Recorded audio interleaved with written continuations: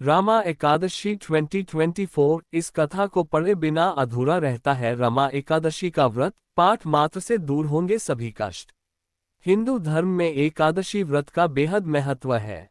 पंचांग के अनुसार इस बार यह व्रत 28 अक्टूबर को रखा जाएगा।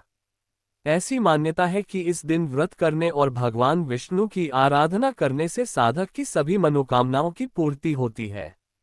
वहीं इस दिन व्रत का पूर्ण फल प्राप्त करने के लिए इसकी व्रत कथा रामा एकादशी व्रत कथा का पाठ जरूर करना चाहिए। धर्म डेस्क, नई दिल्ली। रमा एकादशी का व्रत बहुत फलदायी माना गया है। इस दिन भगवान विष्णु की पूजा का विधान है। पंचांग के अनुसार एकादशी प्रत्येक माह शुक्ल पक्ष और कृष्ण पक्ष के 11वें दिन मनाई जाती है। पंचांग के अनुसार इस बार यह उपवास 28 अक्टूबर को रखा जाएगा।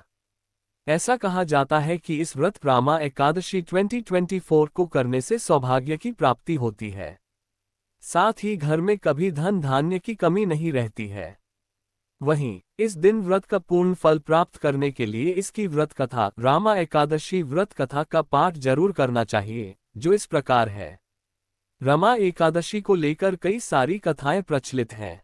एक समय की बात है, एक मुच्चुकुंद नाम का राजा था। उसकी पुत्री का नाम चंद्रभागा था, जिसका विवाह चंद्रसेन के बेटे शोभन से हुआ। एक दिन शोभन ससुराल आया।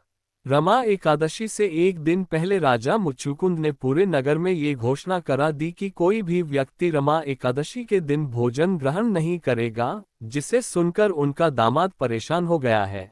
तब उसने अपनी पत्नी से कहा कि वह बिना भोजन के जीवित नहीं रह सकता है। ये सुनने के बाद उसकी पत्नी ने कहा कि आप कहीं और चले जाइए। यदि यहाँ रहेंगे तो आपको इस व्रत नियम का पालन करना ही होगा। तब शोभन ने कहा कि जो भाग्य में होगा वो देखा जाएगा, और उसने रमा एकादशी का व्रत रखा। लेकिन उसे बहुत तेज से भूख लग गई, जिससे वह व्याकुल हो उठा। वहीं जब रात्रि जागरण का समय आया तो वह बहुत दुखी हुआ और सुबह तक उसके प्राण निकल गए। उसका अंतिम संस्कार हुआ और चंद्रभागा मायके में ही रहने लगी। रमा एकादशी व्रत के पुण्य प्रभाव से शोभन को मंद्राचल पर्वत पर सुंदर देवपुर प्राप्त हुआ। मुच्चुकुंद नगर का एक ब्राह्मण एक दिन शोभन के नगर में गया, जहां पर उसकी मुलाकात उसकी पत्नी से हुई, जिसने पूरा हाल बताया। उसने पूछा कि आपको ऐसा नगर कैसे मिला। शोभन ने उसे रमा एकादशी के पुण्य प्रभाव के बारे में बताया। उसने कहा कि यह नगर अस्थिर है, आप चंद्रभागा से इसके बारे में बताना। वह ब्राह्मण अपने घर गया और अगले दिन चंद्रभागा को पूरी बात बताई। चंद्रभागा उस ब्राह्मण के साथ शोभन के नगर के लिए निकल पड़ी। रास्ते में मंद्राचल पर्वत के पास वामदेव ऋषि के आश्रम में वे दोनों गए। वहां वामदेव ने चंद्रभागा का अभिषेक किया। मंत्र और एकादशी व्रत के प्रभाव से चंद्रभागा का शरीर दिव्य हो गया और उसको दिव्य गति मिली। उसके बाद वह अपने पति शोभन के पास गई।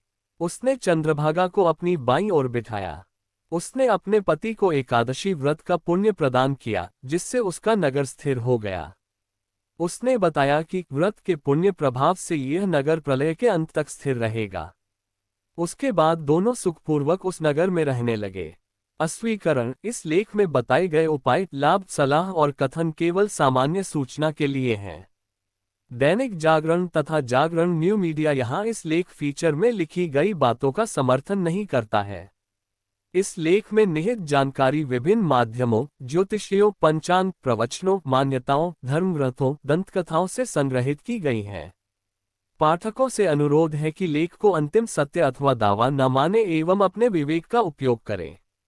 दैनिक जागरण तथा जागरण न्यू मीडिया अंधविश्वास के खिलाफ है।